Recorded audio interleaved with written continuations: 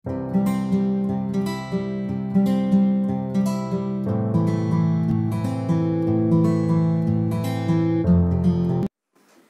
दोस्तों, कैसे आप लोग।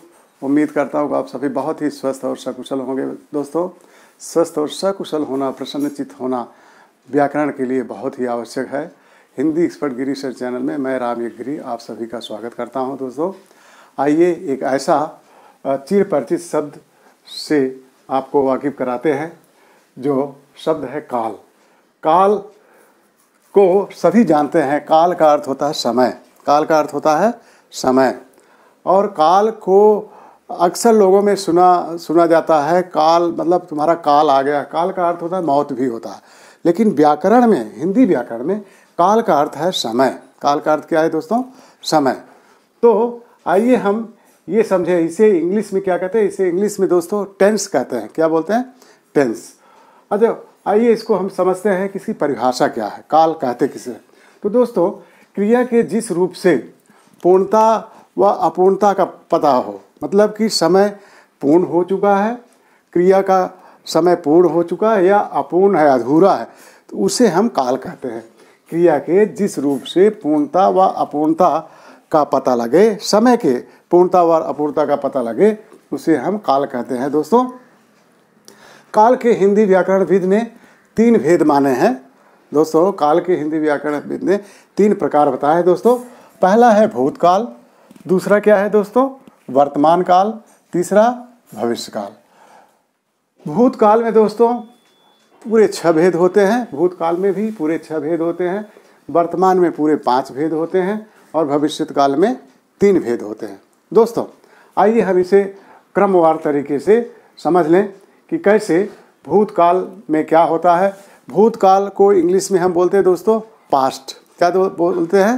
पास्ट। पास्ट मतलब बीता हुआ समय। जो बीता हुआ समय है उसे पास्ट बोलते हैं। इसकी परिभाषा भी ऐसी होगी कि बीते हुए समय में पूर्णता और अपूर्णता का बोध कराने वाले, जो बीता हुआ समय है, कार्य बीता हुआ है, पूर्णता और अपूर्णता का बोध कराने वाले शब्दों को हम भूतकाल बोलते हैं। क्या बोलते हैं?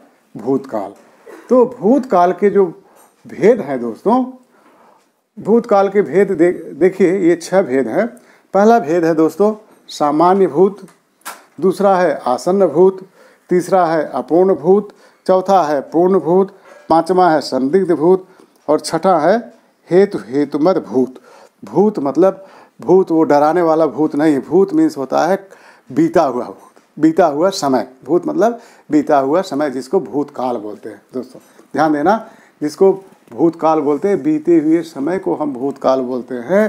तो इसके पहले भेद की तरफ चलते हैं। दोस्तों, वाक्य के अंत में, क्रिया के अंत में हम बोलेंगे, क्रिया के अंत में अगर या, ये, ई, या पर बड़ी की मात्रा वाला ई, या ई, या चुका, चुकी, चुके, इतने शब्द अगर आपको किसी भी क्रिया के अंत में अगर आपको दिखाई दें तो समझ जाओ कि ये सामान्य भूतकाल में सामान्य भूत है। जैसे राम खाना खा चुका, राम खाना खा चुका। शीला घर लौट आई, शीला घर लौट आई। अमेरिका ने जापान पर बम गिराया, जापान के नागासाकी में बम गिराया था। दोस्तों, इस तरीके से यहाँ पे आ चुका, यहाँ पे आई, ई आया है, यहाँ पे चुका आया। तो या, ये, ई, चुका, चुकी, चुके, अगर इतने शब्द आपको दिखाई देते हैं किसी वाक्य के अंत में तो उसको सामान्य भूत समझना चाहिए। आइए हम इसको समझने के बाद दूसरे प्रकार की तरफ चलते हैं, जिसको आसन्न भूत बोलते हैं। आसन्न मतलब, आसन्न का शाब्दिक अर्थ क्या है दोस्तों? आसन्न मीन्स होता है नज़दीक। आसन्न मतलब नज़दीक। आसन्न भूत मतलब इसमें वाक्य के अंत में या है, ई है, ये है, चुका है, चुकी है, चुके हैं, इतने शब्द अगर आपको दिखाई देता है तो समझो वो आसन्न भूत है। क्रिया, और ऐसे पता लगता है कि क्रिया अभी अभी संपन्न हुई है, क्रिया अभी अभी समाप्त हुई है। जैसे वे खाना खा चुके, बाराती लोग खाना खा चुके हैं। खाना खा चुके मतलब अभी अभी खाना परोसा गया था उनको, अभी अभी खाना समाप्त किए हैं। तो ध्यान देना, आसन्न मतलब एकदम नज़दीक में संपन्न हुई क्रिया, एकदम हाल में संपन्न हुई क्रिया, जिसे इंग्लिश में हम बोल सकते हैं रिसेंट में जो संपन्न क्रिया है उसको आसन्न भूत बोलते हैं दोस्तों। ये सामान्य भूत, ये आसन्न भूत हो गया। तीसरा जो प्रकार है वो है अपूर्ण भूत। अपूर्ण भूत मतलब अधूरा भूत, मतलब जिसमें कार्य हो रहा होता है, कार्य हो रहा होता है, जैसे रहा है, रही है, रहे हैं और थे शब्द आता है। क्या शब्द आता है दोस्तों? थे शब्द आता है। जैसे कार्य आरंभ हुआ है, समाप्त नहीं हुआ। ध्यान देना, इसकी पहचान एकदम ध्यान देना। अपूर्ण भूत में कार्य समाप्त तो हुआ, मतलब आरंभ तो हुआ है लेकिन समाप्त नहीं हुआ है। जैसे राम पुस्तक पढ़ रहा है, मोहन फुटबॉल खेल रहा है, वह रामायण पढ़ रहा है, शीला गाना गा रही है नहीं दोस्तों, यहाँ पे मेरा गलती हो गया दोस्तों, यहाँ पे था आएगा। क्या हो गया? था आएगा। जैसे राम पुस्तक पढ़ रहा था, पढ़ रहा था मतलब अभी पुस्तक पढ़ी नहीं है, समाप्त नहीं, पढ़ रहा था। मोहन खाना खा रहा था, शीला गाना गा रही थी, तो मतलब कि क्रिया शुरू तो हुई है लेकिन समाप्त नहीं हुई है, समाप्त नहीं हुई है। देखिए पढ़ रहा था, यहाँ पे हमने लिखा है पढ़ रहा था। अब ये हो गया अपूर्ण मतलब अधूरा, इनकम्प्लीट। अपूर्ण मतलब अधूरा, इनकम्प्लीट, तो मतलब कार्य शुरू तो हुआ लेकिन समाप्त नहीं हुआ। ध्यान देना। अब एक हो गया पूर्ण भूत। आगे की जो चौथा भेद है दोस्तों, ये है पूर्ण भूत।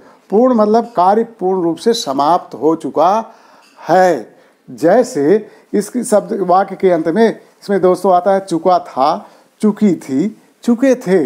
मतलब मोहन खाना खा चुका था, शीला गाना गा चुकी थी और वे खाना खा चुके थे, वे मैदान में खेल चुके थे। ध्यान देना, ये देखो, वे खेल चुके थे, चुकी थी, चुका था। तो पूर्ण भूत मतलब पूर्ण रूप से कार्य समाप्त तो हो गया है, काफ़ी समय बीत गया है। ठीक है। अब संदिग्ध भूत। संदिग्ध मतलब डाउटफुल। संदिग्ध मीन्स क्या होता है? डाउटफुल। रामू ने पुस्तक पढ़ी होगी, मतलब कि भविष्य भूतकाल में काम हुआ है लेकिन डाउटफुल लग रहा है कि काम हुआ भी है कि नहीं हुआ है।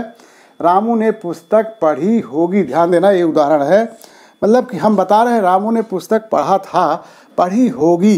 पढ़ी होगी मतलब शायद अभी तक संभावना प्रकट की जा रही इसमें, तो पढ़ी होगी इसमें आ गया। भूतकाल में कार्य होने का संदेह जिस वाक्य में हो उसे संदिग्ध भूत बोलते हैं। अब दोस्तों एक है, लास्ट है इसमें, हेतु हेतु मद भूत। देखो 2 बार हेतु हेतु आया है। हेतु मीन्स होगा, हेतु का अर्थ ही होता है कारण। हेतु का मतलब किस हेतु आप यहाँ पे आए हो, लोग बोलते हैं ना, मतलब आपका क्या आने का हेतु क्या है। हेतु मतलब कारण। तो हेतु हेतु मद भूत से ही आप आसानी से समझ जाना कि भूतकाल में होने वाली जो क्रिया है उसका होना किसी दूसरी क्रिया पर निर्भर करता है, किसी दूसरी क्रिया पर निर्भर करता है। मतलब उसी वाक्य में 2 अंश होंगे तो दोनों अंश में एक अंश जो है किसी दूसरे अंश पर आश्रित रहेगा। जैसे बहुत सरल है उदाहरण, आप इसको सुनोगे तो एकदम समझ में आ गया। यदि पानी बरस जाता तो, यदि पानी बरस जाता तो फसल न सूखती। मतलब कि कारण यहाँ पे देखिए कि अगर पानी बरसता तो फसल नहीं सूखती। फसल सूखने का कारण क्या है? पानी का न बरसना। फसल सूखने का कारण पानी का न बरसना। यदि पानी बरसा होता तो फसल नहीं सूखती थी। ये इसको बोलते हैं हेतु हेतु मद भूत। मतलब कारण है, एक कारण बनता है, दूसरा कारण के रूप में उसका फल सामने आता है। यदि पानी बरस जाता तो फसल न सूखती। ठीक है। अब दोस्तों आइए हम चलते हैं इसके दूसरे भेद की तरफ, वर्तमान काल। दूसरा भेद क्या है? वर्तमान काल है, जिसे अंग्रेजी में हम क्या बोलते हैं दोस्तों? Present tense. क्या बोलते हैं? Present tense. प्रेजेंट टेंस का जो ये इसकी परिभाषा है दोस्तों, वर्तमान समय में कार्य होने का पता हो। जिस वाक्य में मतलब प्रेजेंट टाइम में, वर्तमान समय में कार्य होने का पता लगता हो उसे वर्तमान काल कहते हैं। जैसे पूजा करती है। पूजा एक नाम है। पूजा मतलब प्रेयर करना भगवान का। तो पूजा पूजा करती है, तो यहाँ पे करती है शब्द से ये पता लगता है कि काम हो रहा है, काम हो रहा है। अब इसके 5 भेद हैं। पहला है सामान्य वर्तमान। सामान्य वर्तमान, ध्यान देना, सामान्य वर्तमान किसे बोलते हैं? जिस वाक्य के अंत में ता है, ती है, ते है, ता हूँ, ता है, ती है, ते है, ता हूँ शब्द आता है, उसे सामान्य वर्तमान काल कहेंगे। जैसे सरला पुस्तक पढ़ती है, सरला पुस्तक पढ़ती है, मैं पत्र लिखता हूँ, मैं पत्र लिखता हूँ, ये सामान्य वर्तमान काल हो गया। दोस्तों इसके आगे ध्यान देना, ये पहचान है, पहचानने के लिए कि कौन सा वर्तमान काल में कौन सा भेद है। तो जब आप ये समझेंगे कि वाक्य के अंत में ता है, ती है, ते है, ता हूँ आएगा, तो वो सामान्य वर्तमान काल हो जाएगा। इसके बाद देखो दोस्तों, अपूर्ण वर्तमान। अपूर्ण वर्तमान मतलब काम शुरू है, प्रेजेंट टाइम में काम हो रहा है, पूरा नहीं हुआ, काम हो रहा है, पूरा नहीं हुआ। जैसे ये वाक्य के अंत में रहा आता है, रहा है, रही है, रहे हैं, रही हूँ, ध्यान देना। अब जैसे उदाहरण मैंने दिया है, तमन्ना सो रही है, मतलब तमन्ना सोने का काम कर रही है, प्रेजेंट में सो समाप्त नहीं हुआ, सोना समाप्त नहीं हुआ है। मैं पढ़ रही हूँ, मतलब पढ़ने का काम अभी चल रहा है, जिसमें काम का होना चल रहा हो, तो वो जो है अपूर्ण वर्तमान का उदाहरण होगा। अब संदिग्ध वर्तमान, ध्यान देना, संदिग्ध वर्तमान है क्या? संदिग्ध वर्तमान में वही संभावना, करता होगा, खाते होंगे, करता होगा, खाते होंगे, कार्य होने का संदेह बना हो, कार्य होने का संदेह बना रहेगा, तो वो संदिग्ध वर्तमान होगा। जैसे कि वह काम करता होगा, वे खाते होंगे, वे खाते होंगे, खाने का काम चल रहा होगा, संभावना प्रकट की जा रही है। वे आते होंगे, वे आते होंगे, तो संभावना इसमें प्रकट की जा रही दोस्तों। तो ये जो है संदिग्ध वर्तमान हो गया।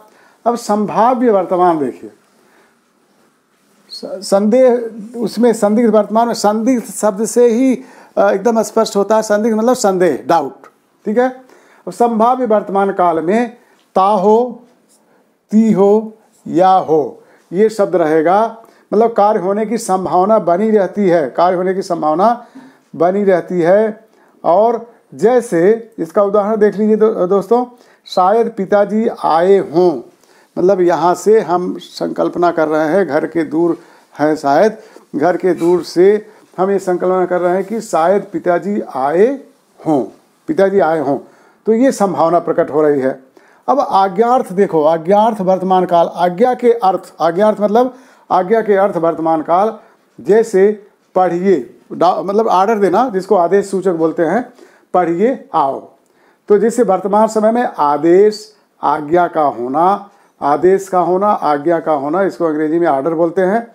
तो ये अगर ये जिस वाक्य में पाया जाए तो उसे आप क्या बोलोगे?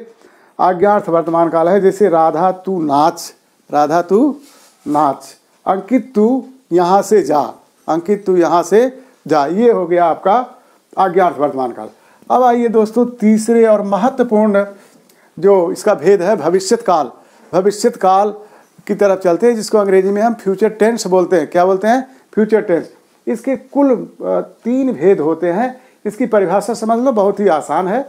भविष्य में कार्य होने की संभावना हो, भविष्य में कार्य होने की संभावना हो तो हम उसे भविष्यत काल बोल रहे हैं। जैसे उदाहरण में सुरेश खाना खाएगा, सुरेश खाना खाएगा, सुरेश खाना खाएगा, ये जो है ये हो गया उसका उदाहरण। अब भेद देखिए, 3 भेद क्या है?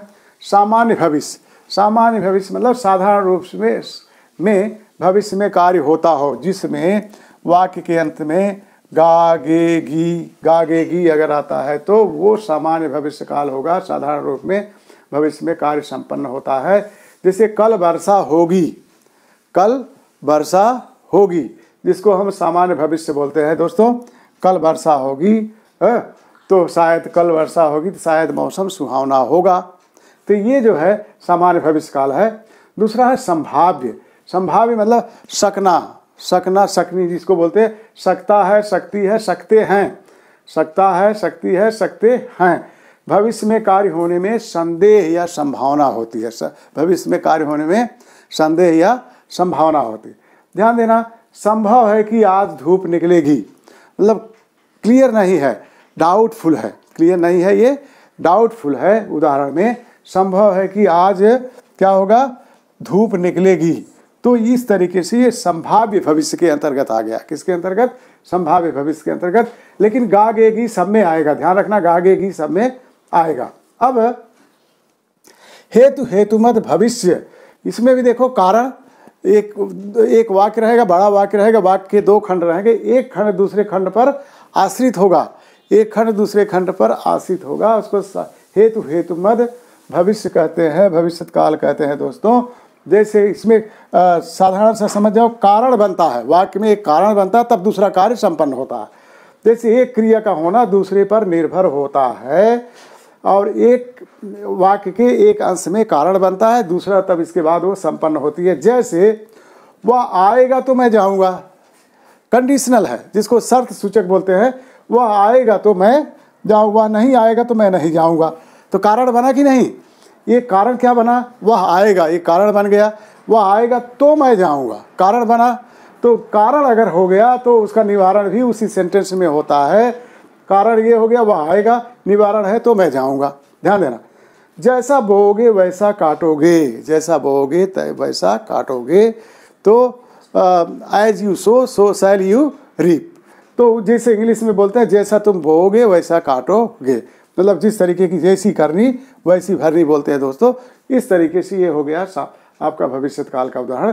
ध्यान देना दोस्तों, ये जो मैंने काल पढ़ाया है, काल जो है यूपीएससी के एग्जाम में आता है, स्टेट के जो पीएससी के एग्ज़ाम है, आईबीपीएस जो बैंक का आईबीपीएस का एग्ज़ाम है उसमें आता है, एसएससी में आता है, और रेलवे के एग्ज़ाम में आता है दोस्तों, और एनडीए के एग्ज़ाम में भी आता है, पुलिस की भर्ती के एग्ज़ाम में, लिखित परीक्षा में आता है। इस तरीके से इसको ध्यान देना।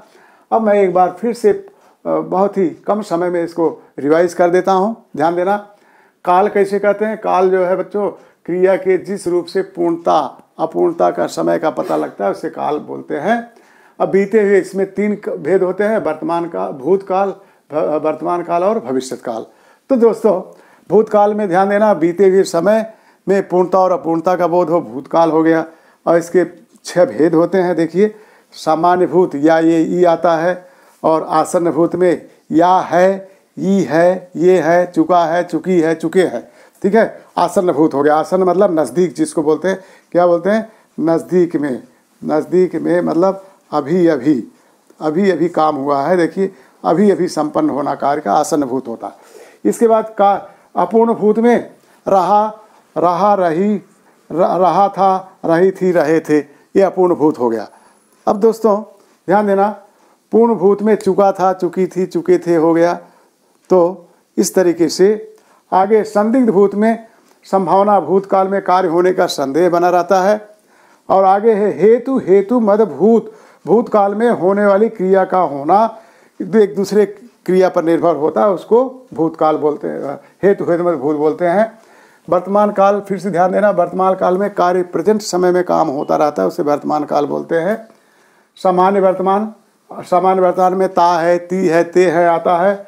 अपूर्ण वर्तमान में रहा, रही, रहे, रही हूँ आता है। संदिग्ध वर्तमान में करता होगा, करती होगी, करते होगे, खाते होगे, ऐसा आता है, संदेह बना रहता है। संभाव्य वर्तमान में ता हो, ती हो, या हो आता है, संभावना बनी रहती है दोस्तों। और आज्ञा अर्थ वर्तमान में आर्डर सूचक शब्द होता है, आर्डर सूचक, ध्यान देना। और फिर आ जाइए फ्यूचर काल में, फ्यूचर सेंटेंस में, भविष्यत काल में। भविष्यत काल में भविष्य में कार्य होने की संभावना होती है। सामान्य भविष्य में, इसमें सभी जो तीनों भेद है, इसके वाक्य के अंत में गागेगी आता है, ध्यान देना एकदम। जो साधारण रूप में काम होगा तो जैसे कल वर्षा होगी, अगर हमने बोल दिया तो सामान्य भविष्य हो गया। और संभाव्य भविष्य में शायद कल धूप निकलेगी, सामान्य भविष्य हो गया। और हेतु हेतु में एक कारण और निवारण, मैंने बोला कारण और निवारण है, वह आएगा तो मैं जाऊंगा। इस तरीके से ये जो है आपका यहाँ पे संपन्न होता है। काल की जो परिभाषा है, भेद है दोस्तों। हमारे साथ वीडियो में बने रहने के लिए आप सभी का बहुत बहुत शुक्रिया दोस्तों। ये पूरा वीडियो समाप्त होने के बाद आपको बहुत अच्छा पसंद भी आया होगा। दोस्तों व्याकरण के पहले आज के पहले जो है व्याकरण में जो अंश मैंने पढ़ाए थे, आज के बाद जो पढ़ाऊँगा, अगर आप इसे सब्सक्राइब करेंगे तो निश्चित रूप से आपको सभी चीज़ों की जानकारी मिलेगी। कोई भी प्रश्न आपका है तो कमेंट बॉक्स में जा करके इसे ज़रूर अपना प्रश्न करना, उसे उत्तर देने की कोशिश करूँगा दोस्तों। और कुछ चीज़ें जो है डिस्क्रिप्शन में मैं डालने की कोशिश करूँगा, उसको भी अवश्य पढ़ना दोस्तों। एक बार फिर से आपका बहुत बहुत शुक्रिया दोस्तों।